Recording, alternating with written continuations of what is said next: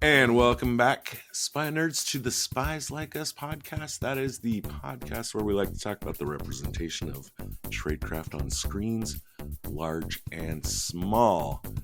Back to the small screen this week to wrap up our coverage and investigation of the IPCRESS File TV series on ITV.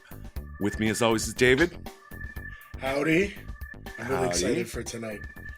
You're always excited. No, I'm really excited. I have loved this show so much. Yeah. Considering the Palmer stuff we've been doing. Well, I don't know. You just watched the movie we're going to finish off with, and you said it was really good. So I'm excited for that. But yeah, the IPCRESS File film, I saw like an uncut gem. And was hoping it was going to be really good, and then we did. I forgot what it was called. Oh, $1 Billion Brain, and that went the reverse direction. I was hoping. Right.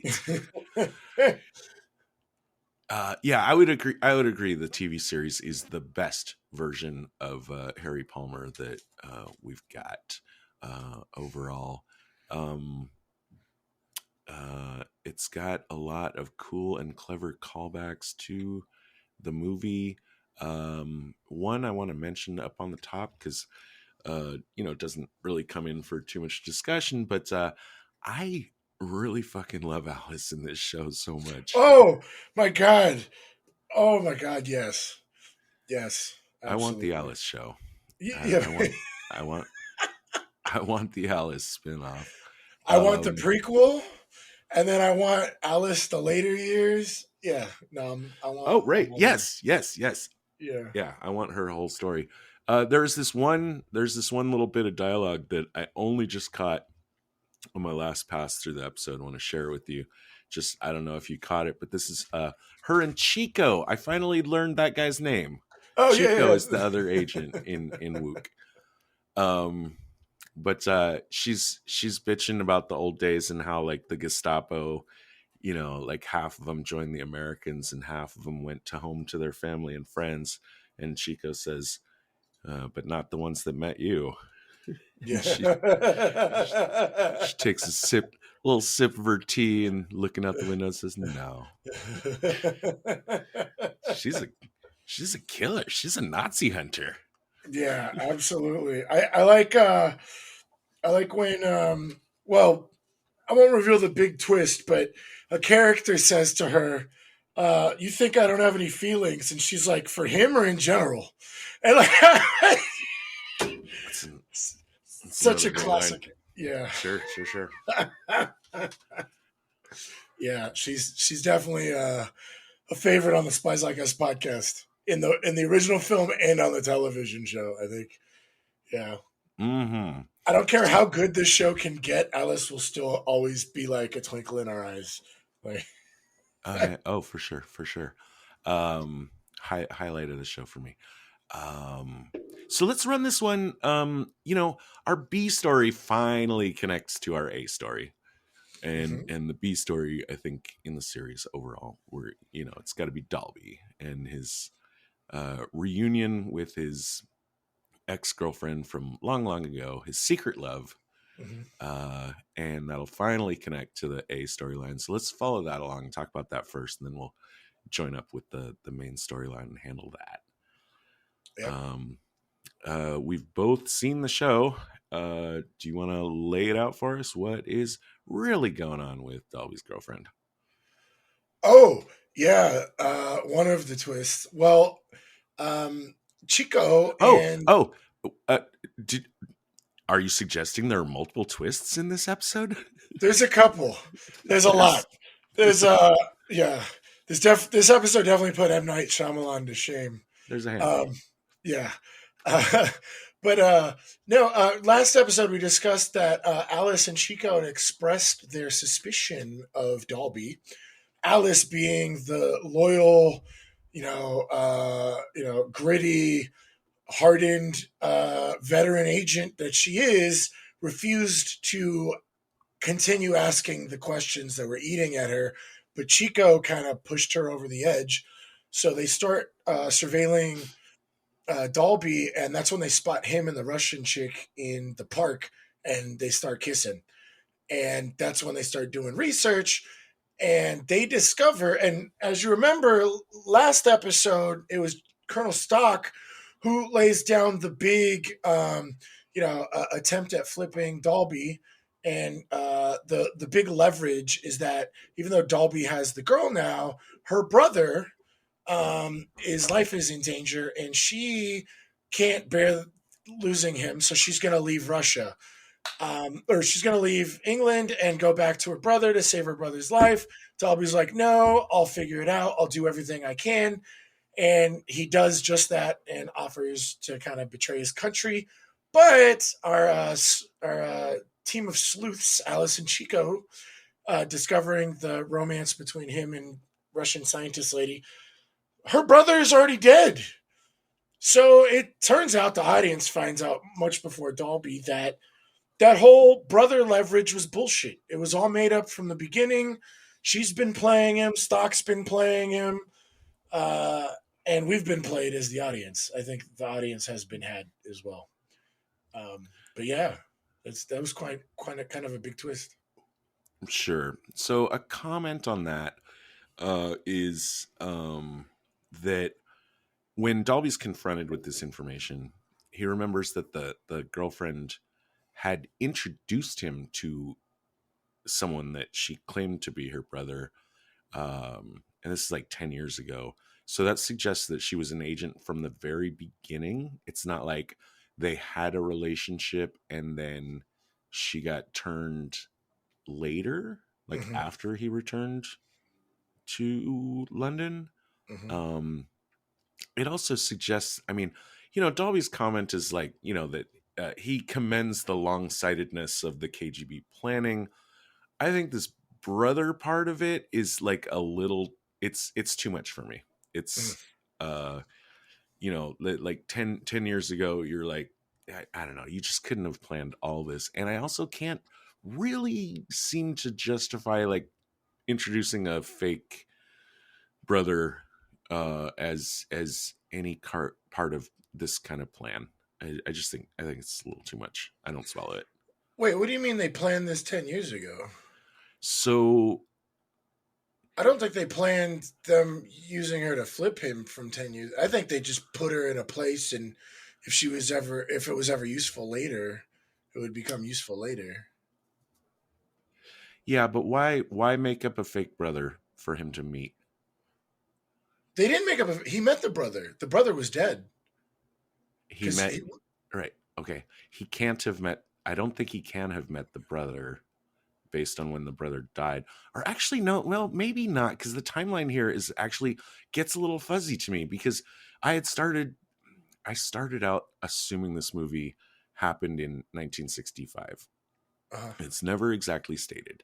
Um, but it can't. And the reason I picked 1965, by the way, is just because that's when the movie came out. So right. I was like, whatever. But it can't be 1965 because JFK was killed in 63. So, and the brother's dead in 47, and it's 10 years ago. I don't know, dude. I don't know. It doesn't. But Just he the tells Chico that he himself tells Chico that he met him, the brother. There- Well, see, but what I took from that is that not that he met the brother, but that he met someone that she claimed was her brother. And I could be wrong about that. That might be just my No, assumption. he was saying he met him like back when he first met her, like way back, Right. not like Um, currently. but I think that's what's inspiring him to commend their long-sightedness. My assumption is that he met a fake brother like 10 years ago. Uh, Um, so anyways, I mean, if it was the real brother, if they actually met in 46, uh, then because the brother died in 47. So if they actually met in 46, I don't know, that it doesn't sit super well with me either. But I don't have to spend a lot of time on it. right. If it was a fake brother, then I can't swallow that. Right. That's too much. That's too much in advance planning for me to absorb. Um, but anyways, the suggestion is there that she was an agent from the very beginning, Right. um, and not that she got turned later. Uh-huh. She of course she's also confronted with her deception, and uh, on her way out, she says, "Well, hey, uh, I know that the Minister of Defense is a CIA spy." Yeah, she offers it as a gift to Dalby. Because yeah, that was nice. I really like that scene because well, that was the Alice line that I just told us earlier at the beginning of the episode. But Alice accuses her. She was like, "What would you do if we didn't catch you?" She's like, "I would live with him." She was like, "A man you don't love." You know, she's like, "Don't sit there and tell me who I do and don't love." And Mm-hmm. then the authorities are there to pick her up, and she's like, "I have something for you to give to him. It's a gift. There's a traitor, and they're like working for you." And she's like, "No, not for us." And it turns out that the Minister of Defense, the guy that's been busting Dalby's balls since like episode one, talking about like all kinds of shit, has been working for the Americans the whole time. What do you what do you think about his motivations? I think they were just Who? kind of shoehorned Who? it. The Minister of Defense. Oh, I think. I mean, I think they're solid. He's got gripes. He's got gripes with the leadership. Right. People like money. Yeah. Uh, Right. the Americans are technically an ally, so it's Uh-huh. not as bad as if he was trading information to the KGB. Right. Um, I'm I'm not super thrilled with her giving up that piece of information for free.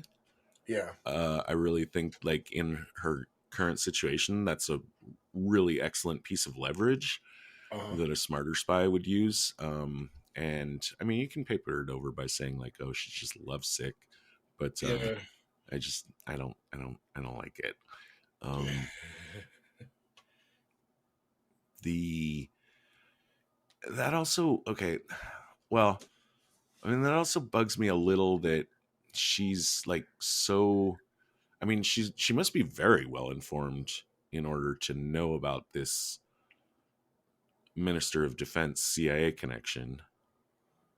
Um, I don't know, I don't know operationally why she needs to know that. If she's high up enough that, you know, knowing, well, I mean, I guess also in addition to planting her, like in a way that compromises Dalby, you've also planted a spy right next to Dalby that he Right. doesn't know about. Right. So that's high value. But I wonder about stocks. Uh, let's see.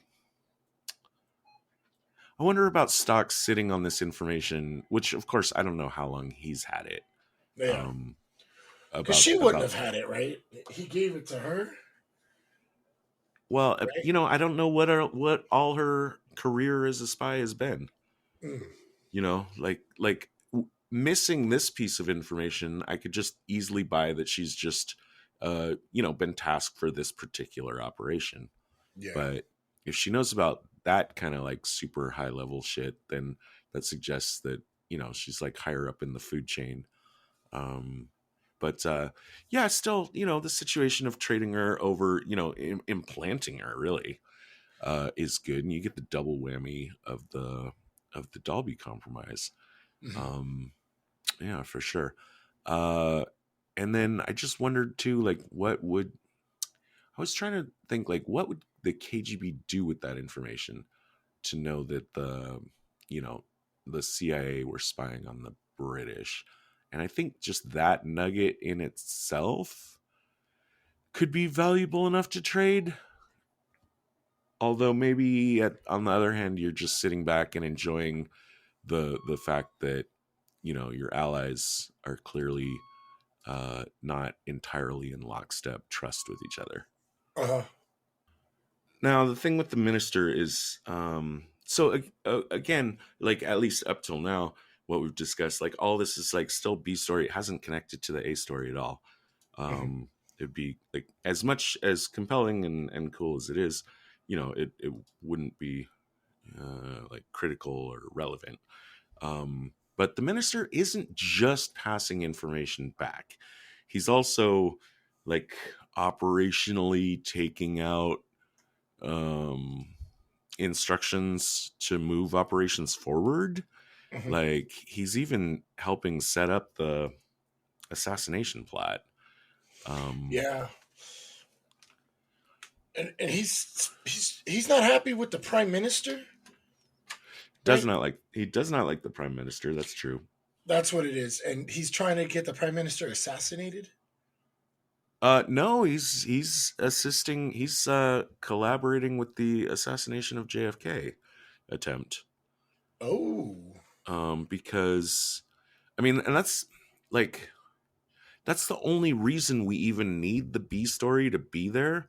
Like the only place it connects is where, um, when Dalby confronts, now that he gets that information that his girlfriend gave him, confronts the minister with that, then he's going to okay, so what Dalby's going to do is deduce, which I think is big, like too big of a brain logic jump, is to figure out that the minister is in on the assassination plot and that he's going to send Palmer in Dalby's place.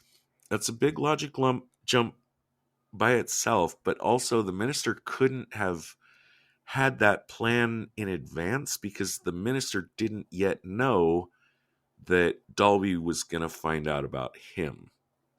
Mm. Does that make sense? What you're talking? You're saying that they had thought the whole plan was so because that they had sent in a bunch of like misdirects, right?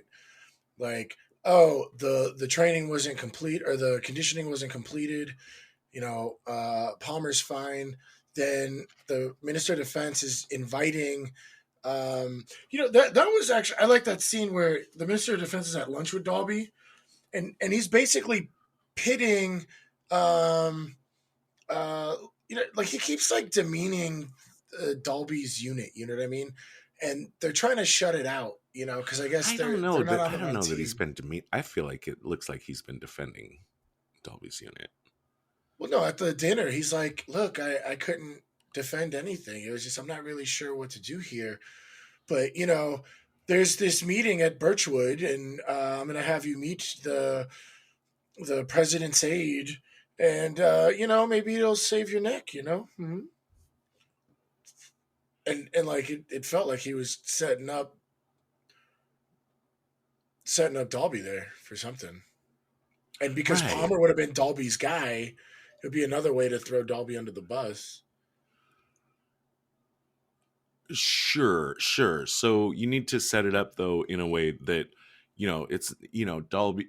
I want you to meet with the person, and I want you to bring Palmer along, Right. which wouldn't really make a lot of sense in the situation. And then after Dalby exposes the minister, and the minister sicks the CIA guys on Dalby to basically eliminate him, but the elimination fails because Chico and Alice ride to the rescue, and then Which, by the Dalby. way, I loved that. We were talking about preparation. I think it was in episode 2 or 3. I think it was 3 when they were in Beirut, and Palmer wanted to go into the bar club by himself, and he ends up getting like screwed over, and Alice or Jean shows up in the alley. She's there like I'm always talking about teamwork, and she's kind of like prepared for like any possible. I like this. I think Dalby goes to the Minister of Defense to confront him and is like, well, if I confront him, he's probably got backup plans for Sure. something like this. And so, hey, Alice and Chico, yo, make sure you have my back. I'm not sure if that's what happened, but that's what I want to believe happened. That they were just like ready and waiting, and then of Oh course we yeah, get a totally. nice, No, yeah, that totally makes sense. What yeah, I what I'm bothered by is the idea that now Dalby says, "Oh, I get it. It was a setup for him to get Palmer to Birch House. Oh, like after he had been caught? Right. Except that would have to been a setup before the minister knew he was going to get caught. Like it's just a leap of logic that I didn't appreciate. Oh, I see what you mean. Oh, like if he already invited Dalby, and presumably he's going to be like, yo, bring Palmer. Oh, no, that's right. It was at the dinner. That's right. Dalby confronts the Minister of Defense and with Palmer and tells him, hey, yo, the fucking Americans have been doing mind control to assassinate people, and it's bullshit. And the Minister of Defense says, "Oh wow, you're onto something. I'm gonna meet at Birchwood. You know, the president's aide or secretary or whatever is gonna be there. We'll try and get a private moment where you can bring this up to him." So the idea would be like, "Here's Palmer. Look how fucking crazy he looks. This is not what our boy looks like. This guy looks obviously like he's gone through some sort of conditioning, or something. And here's the deal. And yet, instead, Palmer would end up shooting the secretary or minister or whatever." Right. But also like that wouldn't the minister's, what's part of his win condition should be to keep this information from getting to JFK. But setting up that meeting, like he's just doing it one step too soon. Because he doesn't know that Dalby's about to expose him. Right. And if the girlfriend hadn't existed, take the girlfriend out of the picture, that whole subplot, and then look at the minister's actions, and what he's doing is counterintuitive to his actual motives. He's setting up a situation where the information will get to JFK. He shouldn't want that. What do you? Oh, by having him come to Birchwood? I don't By think he having was planning on having the meeting anyway. I think he was planning on having Dalby and Palmer up in that floor, and then Palmer gets the gun and shoots the guy. Because that's where he would be like, oh, this is where the discreet meeting's going to be. Okay. That that's what I would think. Is I guess the Minister of Defense's plan. That I don't think, because what you're saying is it's a bad move because he's bringing in information to JFK and he doesn't want that. I don't think he was ever planning on having that meeting. I think that was part of the juicy bait for. Hey, by the way, there's no funding for your department, Dalby. Don't worry though. This crazy story you've just told me that you expect me to believe. Don't worry, we're gonna get it to the secretary. Everything's gonna work out, and you'll save your neck and your job and your career, and we can all live happily ever after. But that meeting was never gonna happen. Is my thought. Okay. Yeah, and speaking of the the story that Dalby's bringing him, I like. Let's see. I liked thinking about the fact that, I mean, a more reasonable reaction, I think, from the minister to Dalby would have been like, "Look, man, this sounds like crazy talk, and it's clear to me that you're just trying to save your department and justify it." Yeah, right. And the fact that he doesn't react that way, I think in a normal situation, Dalby would have caught on to and Oh said, yeah. "Wait a second, he should be." I mean, this what I'm saying, given the circumstance, should sound crazier than it does, and sound more like bullshit. But he's totally swallowing it. Why is that? But I'm cool with that because Dalby has got like a lot His own, on yeah, his. he's got his own problems on He's his got plate. a Yeah, lot on his mind right now, so yeah. I expect him to make that kind of misstep. But ultimately, that's the purpose of the B plot, is to let Dalby know that the minister is in on the plan. And also, just to mention too, I kind of don't, I'm kind of iffy on that too. Like the justification we talked a minute ago about, like, okay, the minister's like justification for reporting to the CIA.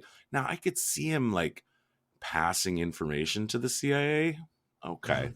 But this whole thing where the minister is actively like engaged in a, like his fingerprints on it in some way, Yeah. if you looked close enough, assassination attempt against JFK, I think that's out of the park, Yeah. to me. But now that we've got that, so again, all that's necessary basically just to make sure that Dalby can show up and stop Palmer from shooting JFK in the head. Yeah.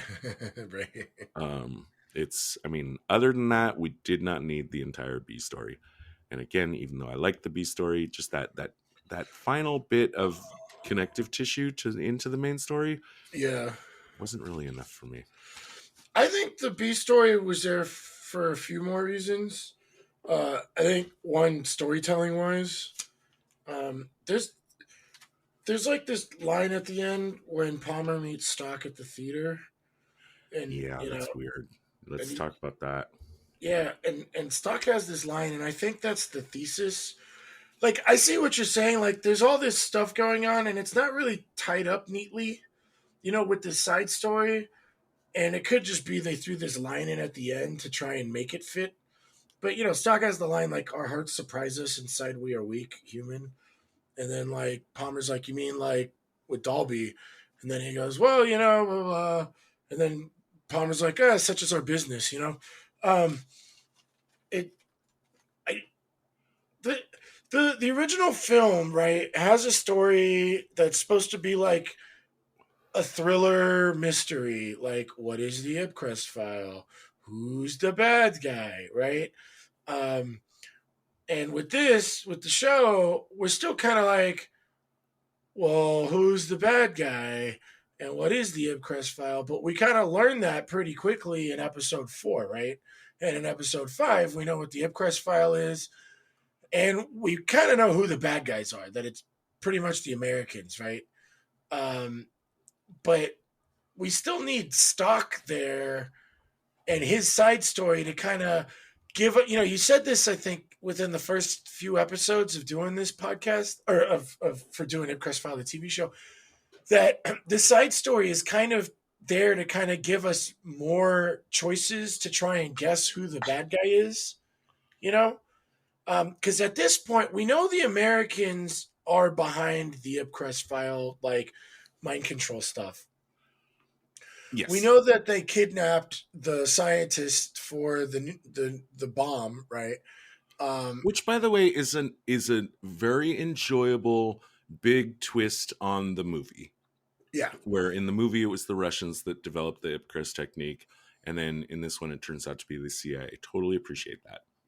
yeah. It definitely took a different turn, but we already got a lot of information by episode 4 and 5, and so I see like where you're like, oh, this B story didn't really have a lot other than kind of setting up this assassination, and I'm thinking, one, we need more people to be behind stuff. Like, who's really behind this type of thing? But also, I think, like, storytelling wise, I think this show, even though the bare bones story is already pretty much like laid out before us, like, uh, at the very least by episode 5, but I think it's more by episode 4, where we're told, like, okay, these are the players, these are the bad guys, and at that point, it doesn't really matter that Stock's in the story, other than he's still fucking with Dalby. Um, I think what the show is doing is demonstrating like the life of intelligence. You know what I mean? Like the first couple episodes, we have the whole thing with Jean and her fiance. We have like Palmer and him in prison, and his like ex-wife. And him kind of like coming into his own, and then like each character I think is like, so this like plot that's been borrowed from the film is really just there to have a plot, but these other characters and their stories are really there to tell the story of an intelligence life. You know what I mean? Like, especially like even with Maddox, like he's got a lot of depth to him. You know what I mean? Like the American general guy. you know, the one that was part of Right. the head of the Yeah. nuclear program, Uh-huh. he's kind of one dimensional, right? Right. He's Sure. he's just Yeah. got like big career aspirations, and Eyes then on the you got prize. all the eyes on the prize, right? And then the other dude, like Mister Stick Up His Ass, who was like the godfather of homie that died, his kids or whatever, like. Yeah, he's pretty one dimensional. He's just Mr. Stick Up His Ass, right? But Maddox is really, really in depth. One, he's a very, very capable, you know, intelligence agent that's trying to recruit Gene, trying to like maintain this whole operation with the scientists and IPCRESS File, and then fucking with, you know, once they figure out what's going on with Palmer, getting him fucked up, and then planning this whole other thing. You know, you see him as a very capable agent, but then you know, that scene with like his homie, his veteran homie, and you discover, oh shit, Maddox was at the Bay of Pigs and he voted for JFK. And holy shit, the planes didn't show up. He must be bitter as fuck. But wait, he's still playing the game. He's still working for the country, you know? And it takes like that one extra like asshole nudge from like, you know, super nuclear man's that's like, nah, we just do things for the greater good. And he's like, nah, man, this is fucked up. Where he's actually, you know, and he probably has a thing for Gene, right? I think that's pretty clear that he Yeah, actively has very a thing much. for Yeah. him. Yeah. So you see this like where he's like got this like really like moral dilemma where he's going back and forth. Like he obviously is a patriot and wants to serve his country, but he's seeing like, you know, and it doesn't even bother him the psychological conditioning of the IPCRESS file type shit. That doesn't bother him. What bothers him is that like, wait, we're well, first of all, you know, he already has that history with Bay of Pigs, but now it's just like, wait, we're taking this guy who I've met, who's a real patriot, who's a really good guy, who just happens to have figured out too much, and he kind of has a rowdy past in the military. We're going to use him to assassinate an American citizen, you know? Uh, I'm out. You know what I mean? This is bullshit, and he doesn't participate in it. You know, I really like that. Like his character has a lot of depth. And then we have Jean, who has a lot of depth to her. You know, she has her whole life with, you know, she's kind of from society, you know. Her fiance was like, you know, Mr. Like, I got big aspirations for making some cash, you know. Here's a fucking, what was it, a Chanel necklace, right? You know, but she loves her job and she's in a world like that's male dominated, you know, and, you know, she's shown herself as like a capable agent, but she's still kind of treated like a woman type of thing. You know what I mean? Even with her fiance, like, oh, you'll never have to work, and she's like, I want to fucking work. You know what I mean? Uh, my point is there's all these characters, even Stock. You know what I mean? Like Stock, he's kind of not that like dynamic as like his depth of character, but like as far as like how he fits, you know, like he's like a guy that oh shit is he's really playing like the real agent. He's always gonna try and get info. He's actively trying to flip um a Dalby, you know, but he's also kind of a teddy bear. You know, it's like at the end when you know, like at the end when he asked Palmer, "Did you bring a gun this time?" And Palmer's like, "Oh, well, no." And then he's like, "You're naive," and he's like, and Palmer's like, "I don't think you can hurt anyone, Colonel." You know, or something. It's nice. You know what I mean? Like I think there's a lot going on as far as like a story goes. Um, that we needed the B story. You know what I mean? Without that B story, I don't think there was enough of a human element. Because our main plot line with this incredible tradecraft and very awesome like geopolitical dynamics, you know what I mean? That didn't exist in the movie. The one thing that we were like annoyed, well, we were annoyed by a lot of things in the original film, but the one major thing we were really annoyed by was why the fuck is the CIA even in this movie? You know what I mean? And they gave us a Or the reason. right. Or Yeah, the ONS or whatever the yeah, the officer. ONS or The whatever, ONI, whatever. ONI, The ONS, ONI. yeah, whatever. Yeah, but so that I mean, I think you're right. Like you know, logistically, I guess, or like mechanically, the B story doesn't make sense. But I think it's we're being given a lot of dynamic characters, and they're even if they're not dynamic characters, a lot of the interaction with the other dynamic characters, like even with the wife, we didn't even talk about the wife. Did you want to bring up the wife? Sorry, I got went on a whole rant, and I don't think I don't want to be talking. I don't want to take up any time from you. You know. Do you have You're any thoughts on? opening a lot of boxes. Yeah.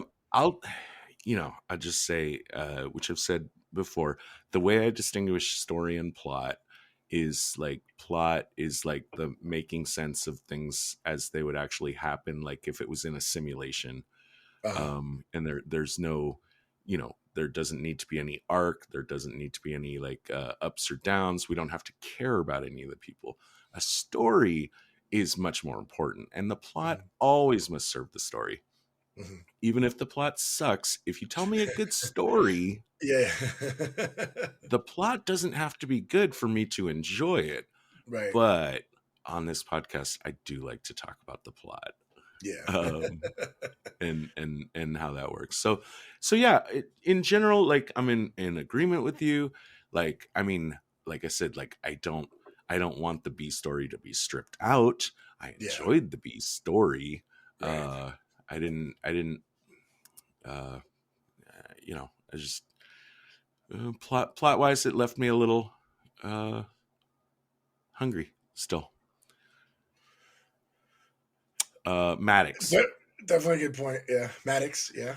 Um uh, you know, Maddox Maddox and Jean do not do anything in this episode. Uh I mean, well, okay, Maddox does uh you know push forward the bad guy team agenda Right. by tasking Housemartin to locate Palmer. Hmm. And Housemartin, by the way, who hasn't been in the show since episode 1, if I'm not mistaken, and I really don't even remember what his connection was, except that he was some kind of connective tissue between Harry and the missing scientist that was enough for them to justify, like, utilizing Palmer in the first place.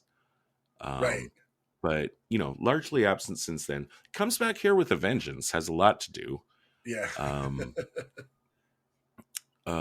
it's Maddox that's giving Housemartin the orders to locate Palmer, and then later in the episode, it's Housemartin that's gonna go and try to kill Maddox. He fails, and try to kill Jean. He fails. Those orders needed to have come obviously from like a level above Maddox. Well, it was So, General Cool Guy McStevens, the nuke uh-huh, general. There's a quick shot where House Martin gets in the car with General. oh, didn't catch that. That's good. Yeah. That's good. We don't hear the conversation. He just sits in the car, and we're not sure what happens. So when I first saw it, I thought, "Oh, this dude's gonna kill the general guy." But then he goes, "It's that same guy that tries to stab Maddox." I was like, "Oh, so the general ordered these hits." By the way, I call so much bullshit on this. Oh, I've First, got some bullshit to call too, but let's hear yours first. are you sure on the? I'm just talking about the general assassination physically. I don't know if you have any other bullshit. I don't I'm want talking to. about. I'm still on Housemartin. Oh, okay. Do you want to finish your thought and I'll talk about Oh my yeah. bullshit? Oh yeah. Sure. Yeah. Yeah, Let's. yeah. Here's my quibble on Housemartin. I mean, Cathcart is military. He's not intelligence. Right. He's been basically oh god, I forget the word, but tasking Maddox as a friendly organization within the U.S. Organizational whatever as CIA to handle this, the dirty business kind of stuff. Yeah. And so that's why it makes sense that it's Maddox that's recruiting Housemartin to find Palmer. Where I think it doesn't make sense is for Cathcart to be able to reach through that chain of command and tell Housemartin, no, now it's time to kill Maddox. Because, and by, Oh, that's a good point. I think so. And let me mention too, Housemartin is a classic, uh, not subtle guy. No, Um, no. He is definitely running around London looking like a Russian gangster, Yeah, um, and a half, yeah. right, with his big black coat and his black hat. and everything. So maybe he's not the smartest, stick in the shed or the sharpest stick. I'm fucking not even going to try to find the Sharpest tool metaphor. in the shed. Right. Oh, there you go. Yeah. But here's how it looks to me if I'm a Housemartin. It's like, oh, okay, like I'm getting instructions from this one guy, and then that guy's boss tells me, okay, that guy that was giving you instructions, he's now expendable. He knows too much. You should kill him. Right. And it would cross my mind. I guess it doesn't cross Housemartin's mind. Wait a second. If Maddox is expendable, like I'm at least 5 times as expendable. Yeah, but wasn't Housemartin like a big gangster mob guy? Yeah, Did, I mean, I think didn't Palmer he was involved somehow in like Palmer's shady, you know, smuggling? yeah, smuggling operation kind of stuff. Yeah, yeah, yeah. That's Yeah, how they know each other. I mean, you're right. Yeah, he should have been like, I'm expendable, but I still would be like, being that connected in the underworld, maybe he could hold his own, I guess. Yeah, I would. My sincere guess is that like they just didn't want to hire another person. Like they Right. already have this guy on the call sheet, Right. and so why bring in another character? Just have that guy do the stuff. Right. Um, and there's really no way, I don't think, that Gene could have uh, fought back successfully against his attack. But This is my bullshit. oh, This okay, is my bullshit. it's pretty bullshit. First of all, you have like a fucking military veteran who was at the Bay of Pigs, survived with his arms and legs, mind you, right? While his like veteran homie couldn't load a fucking revolver to kill himself, right? Uh, uh, couldn't fight off. He saw it coming a mile away. Dude, like swung the phone at Housemartin, and Housemartin just gets the stab, and it's over. Right? This is like a physically fit military like veteran, right? Like who's also like top intelligence, right? This I don't. The fact that he gets stabbed that quickly, but and that's the other thing. When Housemartin goes after Jean, he doesn't go after and stab her. And mind you, knives are terrifying. Okay, like I don't care how fast you are, you're gonna get stabbed. You're gonna get cut. You're gonna get hurt, right? So a knife, right? I believe that Maddox could have gotten cut, right? But the fact that he gets cut and he gets stabbed, and you're like, oh, I'm out bleeding out, and I have to make this like really dramatic moment of calling Jean to like run away and now Housemartin comes in without a knife and then tries to choke her with one hand at the sink where she can just grab a knife and he's just not going to pay attention so that she can get away and then find a gun. And I believe she could have killed him with a gun, but I would have liked to see her get the phone call from Maddox and be like, get out. She grabs the gun, and as soon as Housemartin walks in, she shoots him. Then I would believe that entire scenario. But if you put up the same assassin who's fucking like 5 million pounds of like meat, right? Right. Against a veteran soldier fucking who survived the Bay of Pigs, and that guy like gets in one like measly swing and then stabs and bleeds out, and then he goes after Jean, who's like no military. She has no military like history, right? She's just intelligence, right? She was just a woman that got in through intelligence, probably because she was like really good at college or some shit, and she got recruited. Or who the fuck knows? But she wasn't military, is my point.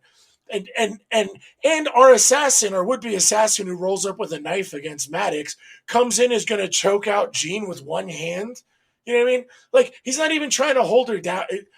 Anyway. Well, I mean, I think they're also just trying to find some stuff for Gene to do in this episode because Yeah, right. Yeah, there you go. absent Jean that, doesn't really do anything. I mean, she places the bug in Oh yeah, Maddox's apartment. She's playing him. That's kind of cool, but it doesn't accomplish anything. It doesn't do anything. It just yeah, fills her head with doubts, which she really doesn't get to communicate to anyone in any impactful way.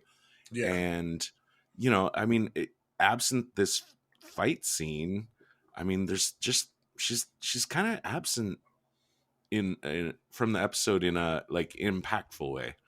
Yeah. Um, The thing that she really kind of does is, when Maddox lays his cards on the table for her, right? Um, she kind of starts playing ball, but we don't see it.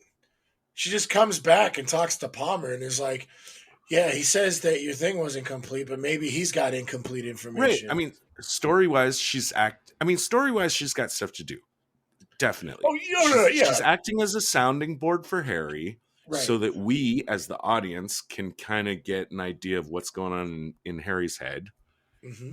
Um she's giving us like things for Maddox to bounce off of so that we can get a clue of what the enemy is doing. But in previous episodes she was more active, and in this one I think she was like just really just like passive and underused. And Absolutely, okay. absolutely, I agree. Yeah. And then Maddox. Okay. Okay, so bef- I want to mention the Maddox triple cross, I guess. Uh, Before we do that, just one other thing. Okay, so like I said, like huge amount of twists in this episode. I thought too many.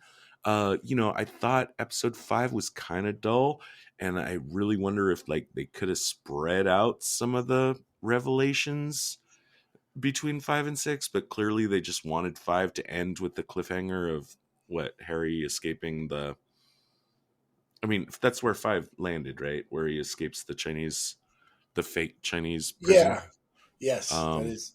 so clearly they wanted that to be the cliffhanger for episode 5, and I don't know. I think episodes 5 and 6 kind of fail us a little bit based on that decision of so much stuff that could have maybe happened in episode 5 didn't, and we just get this huge dump of twists in episode 6, and that's how I felt about, like I said, the first couple times I watched the episode I was a little bit faded, but I did feel like, wow, this does seem like too much.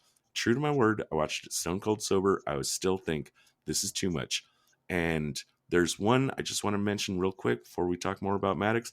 We also get this little twist of Dalby's wife has been fucking informing on him, like. Oh yeah, yeah. So yeah, I mentioned that she only got flipped after he told her that he was spying on her. I was confused the first time I watched this episode that she had been spying on him their whole life, but no, she does say, they approached me and just asked me to tell them little movements like this and that, and then they're paying me like 18 pounds a week. And I figured since you've been lying to me this whole time, it might be okay.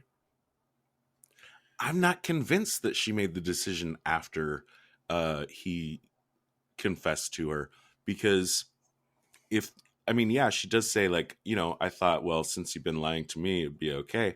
But if they approached her, if they had told her like, hey, your husband works for intelligence, then she already knew he was lying to her.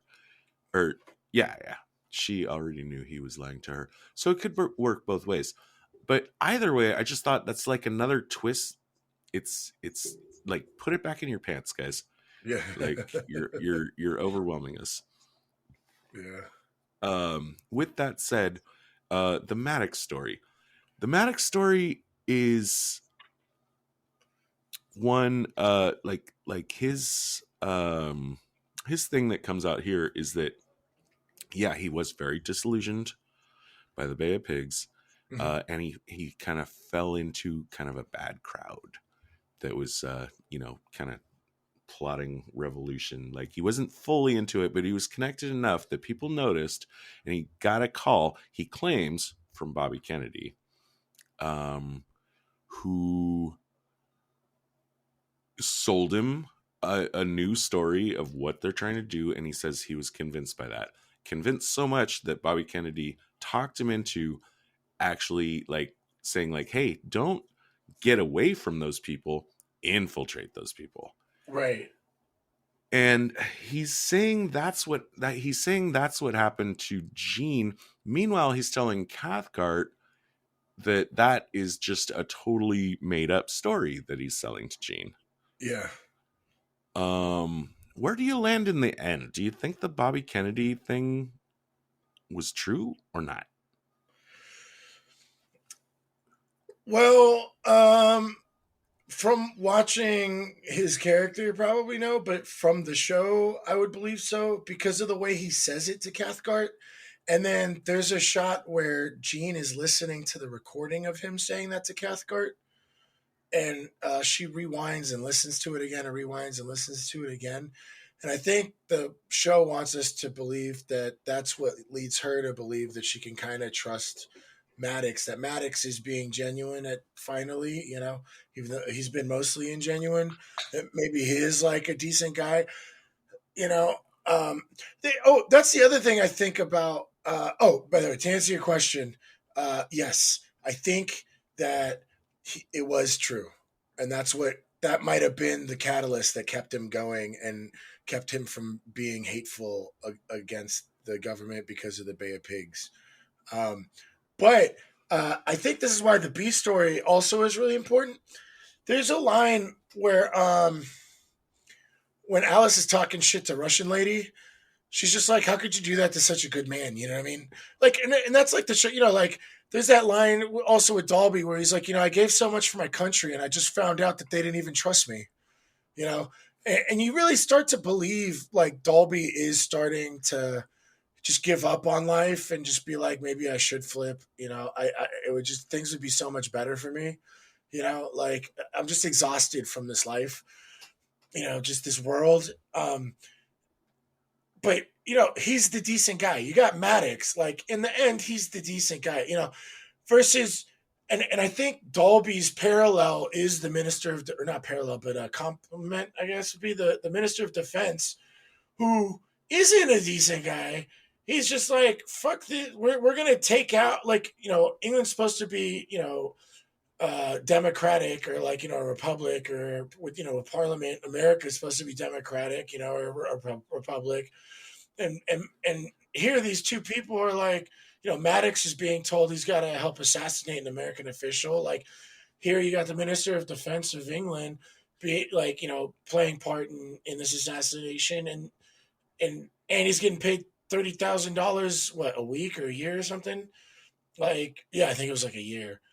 And it's like you see this, and like there's all these guys that are like crazy self-righteous, or just like really into themselves, and they're not making the best moral decisions. And then you have someone like Dalby who's really conflicted. He's dedicated his life to the cause, and he's kind of, you see him like falling from grace, but in the end he is a patriot, that serves his country type of thing. He goes and runs to stop Palmer, and he's still doing his job despite like his moment of what's that called? uh there's a word for that. Like where someone's like perfect and then they have like a moment. Um, Epiphany? no, no, no, no. Where they have like a bad moment where they slip up. Usually like a Oh. fall from grace, but I feel a fall from grace is like a big, like a really like they've really fallen type of thing. I don't know, but it's kind of like that. It's the story of like with King David from the Bible. He's supposed to be like this awesome, great king and whatever, and he did all this wonderful thing for like his countrymen and his people, and he fought the giant, becomes king. He's a wonderful king, loving king, and he did this like terrible thing with this woman he saw, and like he had her husband like go to the front lines so that he could die, type of thing, so that he could sleep with his woman. Like that's his fall from grace type of thing. And he has this one moment, but overall, you look at like the stuff that he did in his life versus like, the minister of defense, right?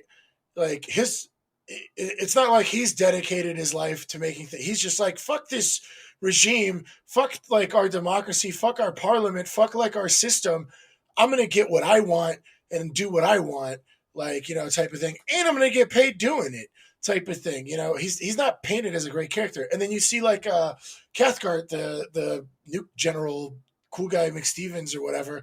He's on this whole selfish righteous path of, we need to take America to a different place where we are the real democracy, we are the real government. We're gonna make the decisions. And you see someone like Maddox, like, no, you know what, this isn't right. I've been doing my job, I've been doing my duty, but this is not This is not America. This is not what we are, type of thing. And same with Dalby, where he has his fall from grace type of thing, where he's considering like betraying his country over this woman that he was in love with. Um, and it was really his team that saved. He didn't even save himself. You know what I mean? He was completely fooled. I think he was just tired and couldn't see straight. You know what I mean? And he has Alice and Chico because he's the one that set that team up. I don't know. So I'm going way down rabbit holes. I'm sorry. I don't like the Maddox triple cross. Okay. I'll just put my pin firmly in that. I don't understand what Cathcart stands to gain if it works out. I don't like the way Maddox. I mean, maybe he's just like grumbling and fucking mad or whatever about the position he's in. But when the guy says like, or Cathcart says like, did she buy it? And Maddox is like, well, maybe it's true. Okay, Maddox, fucking back to spy school with you. Yeah. Don't say some shit like that to a guy you know is fucking your enemy. Right. Yeah, I don't want to go in and totally untangle that, except that I found it unsatisfying. Yeah. Something else I found dissatisfying, and I think I'm getting close to wanting to land this plane with my few thoughts. Obviously, I want to hear everything you want to say, but something else I found really kind of weirdly dissatisfying is that this plot to kill Kennedy, like this plot overall being a story about thwarting a plot to assassinate President Kennedy, knowing that he was assassinated really deflates the tension of this story from me. And I think it's a good time to mention it is a British production, so maybe they see it in a different way on the other side of the pond than we do.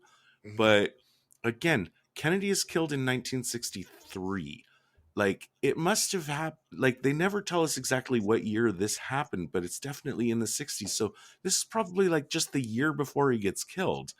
Yeah. 2 years max. Right.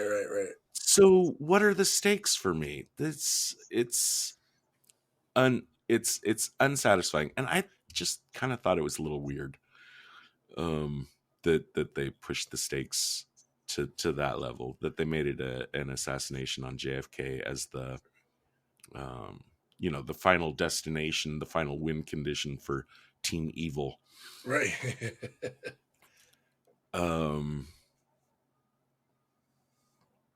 I want to talk a little about. Okay, I want to talk about where is Dalby's girlfriend going? Like, Back to Russia. Really? That would be my guess. I mean, Why? she was obviously working for stock the whole time. Okay, why? Okay, I get it. She was working for stock the whole time. Why are we sending her back? Like, put her in prison or something. I don't. Well, maybe. Why is England sending her back? Yeah. So the only people that know it's her is Dalby, Alice, and Chico. No one else knows about this whole situation. Well, she has gone through official channels. She presented herself to the embassy. There is a paper trail. They didn't sneak her into London in a fucking no. I meant car or something. I meant the only people that know about her being an agent is Dalby, Alice, and Chico. On paper, she looks like someone that sought asylum and has provided enough information to gain that asylum. I'm saying the only people that know that she's a traitor or that she's a double agent is Dalby, Alice, and Chico. And the idea is, I think it's just for good faith or good measure or something like that. Because it's, Dalby's obviously still in love with her. And I think she's in love with him. I know Alice doesn't believe it. Oh, yeah. No, 100%. 100%. Yeah. Okay. So maybe put a pin in that. Maybe come back to it. But for the moment, like, I don't, like, it's not explained. Let's just say that. Where she's going. why she's not going into a fucking a prison or something. Like, you know, we Right. caught a fucking spy, you Right. know? So that's whatever. But okay, so then we get to this weird, and I bit my tongue earlier because you're talking about Stock's motivation too. The final scene of the movie really is Harry and Stock watching a movie together, and they're having a conversation. They have the wonderful callback of like, "Did you bring this your gun this time? Yeah. Someday you will pay for your naivete." I do absolutely fucking love Stock. Um, the movie they're watching now, I wish I had maybe paid a little more attention. I did look it up and I did read the plot synopsis a bit. It's a Bridget Bardot film. I forget what it's called. The the name of the movie, uh, as we're shown, is like an Italian name, but it really means like something else. If you look it up on Wiki, shit, I should just grab this real quick. No, because I didn't. No, I wish I had. No, anyways, if you look up the plot of the movie, the plot of that movie is about one man who has a girlfriend that he's basically like trying to push her into the arms of another man for his own advantage. And Stock is making these comments about this being a place that he comes to, and some, I don't know, some weird poetic bullshit about his heart or something. I think they were trying to say that uh Dalby's girlfriend was actually Stock's girlfriend, like this whole time, that Stock and her are a thing, but he had talked her into making this huge dramatic sacrifice for her country to go into Oh, the because they're arms of. watching. Oh, because they're watching the movie, and he's talking about, "Hey, I met a, a girl in this Yes. exact scene," and Yes. oh, you're saying the show's implying that Stock was actually with Russian chick. Yes. I think the movie they're watching, based on the writing of, they didn't just pick some fucking random movie. Yeah. And like I said, this is a movie where a woman is being basically like traded uh between two men, kind of as leverage. Right. And so that's why it would be compelling to Stock, Hmm. right? And I don't think that's an accident. So I think that Stock and the I think Stock and the woman are also an item. I did not pick that up. That is a really good point. I thought it was really weird when he started talking about that, and I wasn't quite sure what the point of it was, other than like, this is our business. We're actors playing parts, Uh-huh.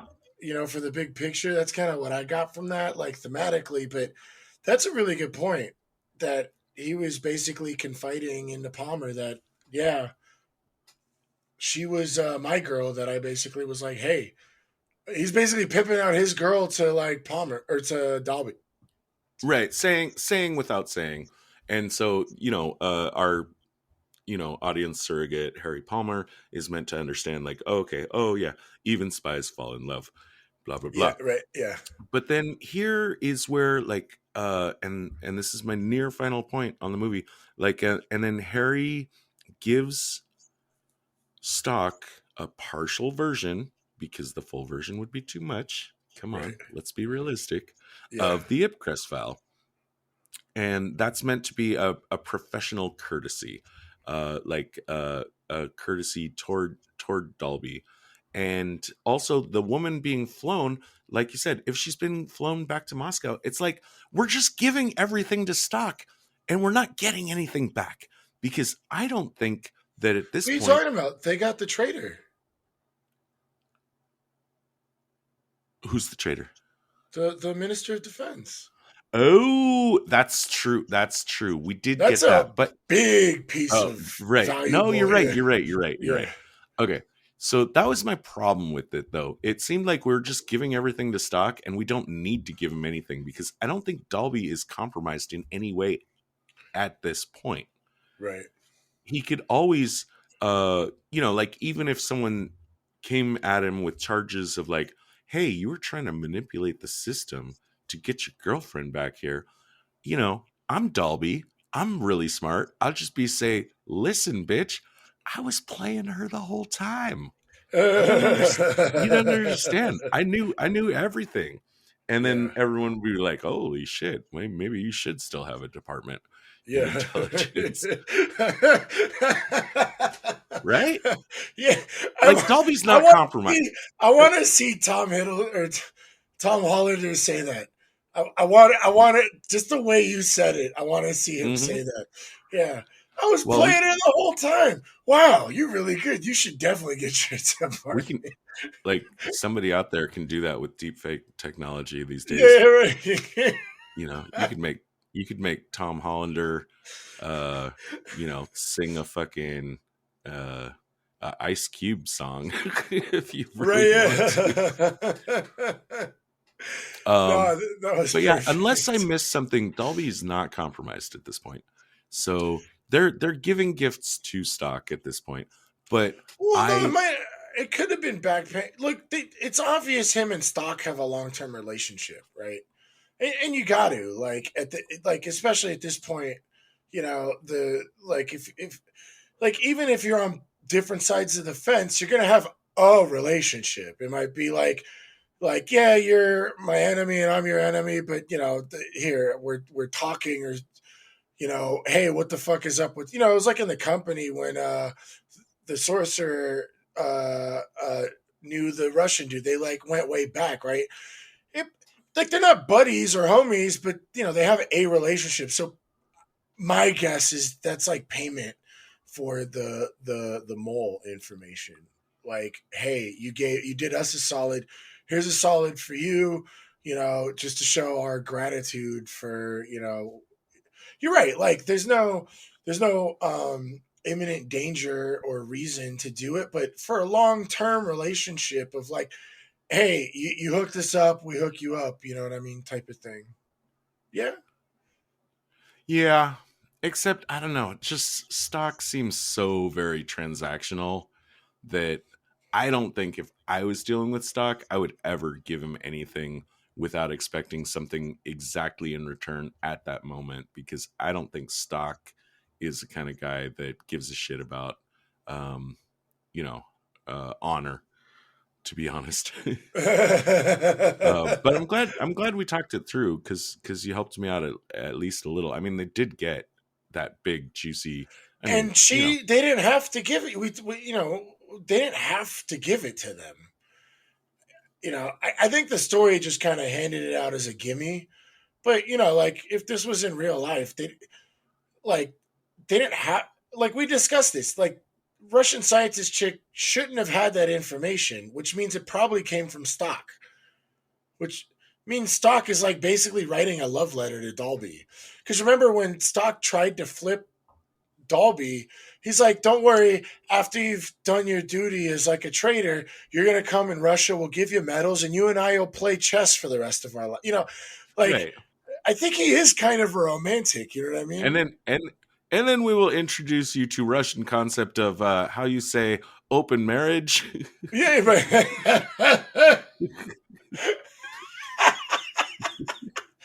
hey, maybe there was something like that going on. They Maybe wanted a maybe three. They wanted a three-way with Dalby. That was their that was the only ultimate. reason of That was their flipping. ultimate master plan. Maddox wanted to recruit Jean so he could marry her, right? And Dalby wanted to save Russian scientist lady, but no, the real play was Stock recruiting Dalby to be a traitor so they could three-way in their old age. Mm-hmm. And that's episode 6 of the IPCRESS Files. No, that's beautiful. Do you want to see more of this show? I Oh, do. oh yeah. Are you kidding? Oh, dude, just having Gene, like, I just want to see Joe Cole play. I want to see Joe Cole and Gene, like, buddy. Like, I want to I want see to, them all day, every day, and I want yeah, Alice to constantly be showing up and being fucking badass, yeah, exactly. and keep Stock in the mix too. Like, love. Absolutely. I mean, I love our principals. I love Alice. I love Stock. Everyone else is kind of like, okay. I mean, Hollander, fucking, what are you gonna say? He's great. Yeah. Um, the ending of them driving away, of Palmer driving away with Jean, it seemed a little unusually jaunty, Mhm. given like all of the trauma that he had just been through. Yeah. Yeah. um, but it does give me the feeling that like they could wrap another of the movies into Mhm. another of these TV series, and I would be down for that.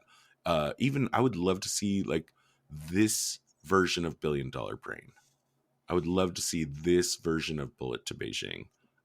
Some of the other movies I haven't seen. By the way, Funeral in Berlin. Can I spoil the basic plot of that one? They're trying to Stock is trying to defect, and what they're gonna do is fake his death and sneak him over the border in a coffin. Okay.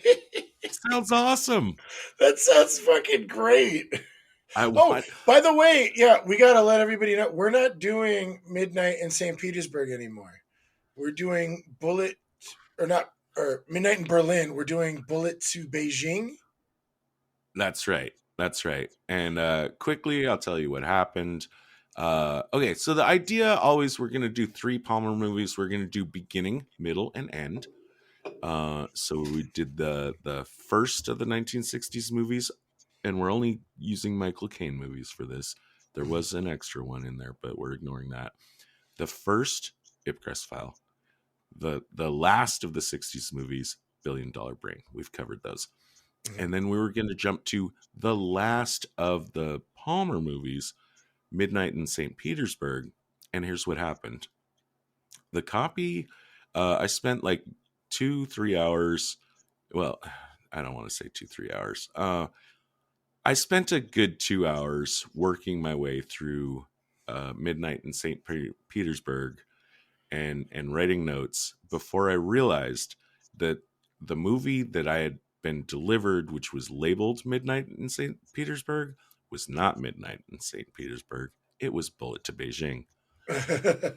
Part of the reason that it was easy for me to confuse the two is because the two movies were shot back to back, and a lot of the same characters and events are like crossing over between the two. The two are like kind of a package. So this is a blessing in disguise for sure, because it would be really hard for us to talk about Midnight in St. Petersburg without knowing a bunch of the stuff that happened in, Midnight in Berlin, right? like, it would be like us talking about the Two Towers without having seen Fellowship of the Ring, Oh, oh, is what oh, is what okay. I'm trying to say. Oh, so we Uh, definitely are going to have to do both then. we might do both. Let's see how you feel about Bullet. Okay. Um, I like it. I'm not saying it's great. I'm just saying I like it.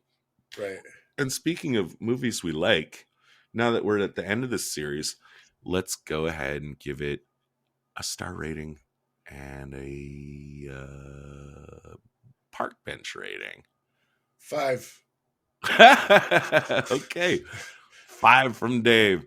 I loved it. I'm I loved every minute of it.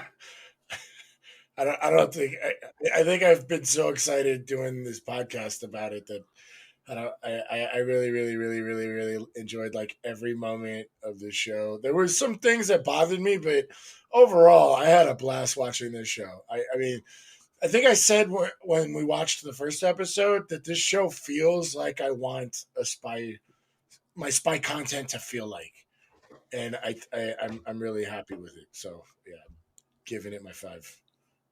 I'm landing at a 3.5 on rating, although there were moments of this series, like this series was sailing toward a 5 for me Mm-hmm. up around episode 3. Ultimately, I don't think it stuck to landing.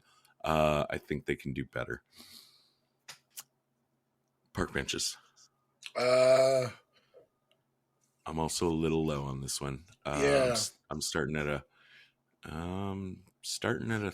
Actually, I'm still at a 3.5.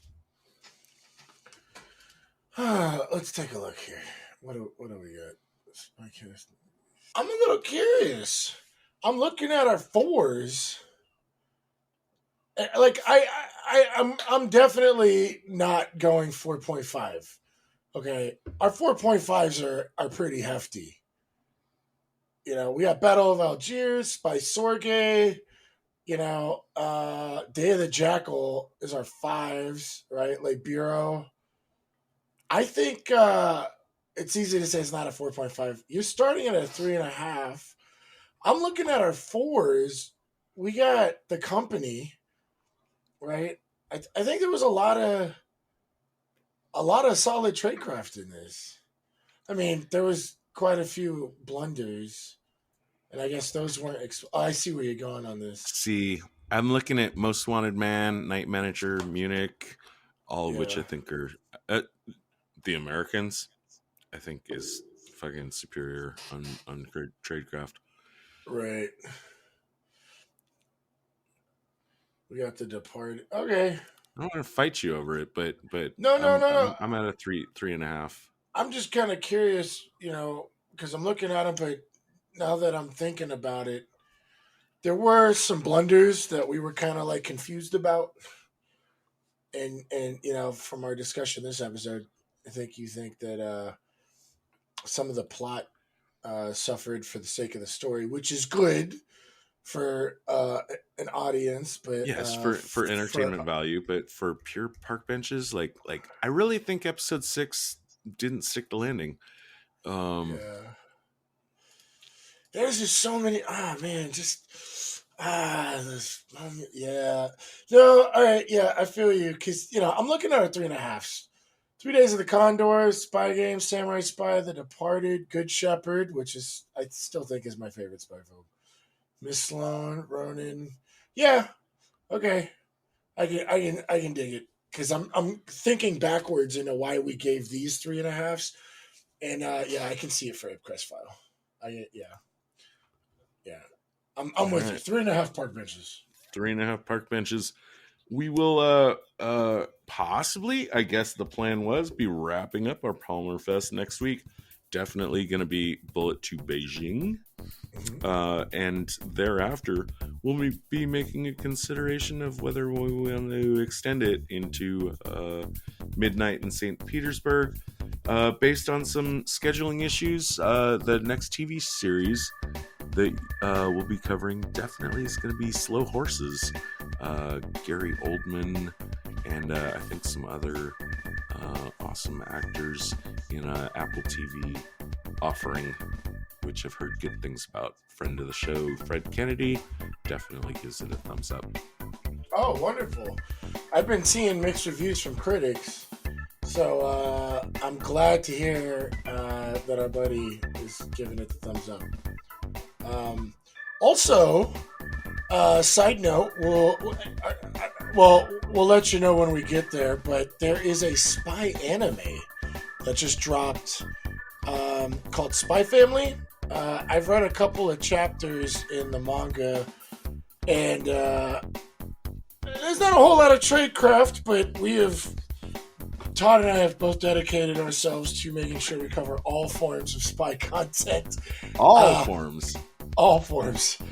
So if you're a huge weeb like me, you're gonna like Spy Family, but if all you ever want to see is Tinker Tailor Soldier Spy for the rest of your life, I don't think you're gonna like it. But we are definitely gonna at least give you a little bit of coverage, let you know what we think. I think by the time we talk about it, there should be a few episodes out already. So looking forward to that and Old Horses. The preceding transmission sampled the song Enter the Party by Kevin MacLeod, and sound effects from freesound.org. Attributions and links are found at spieslikeus.net.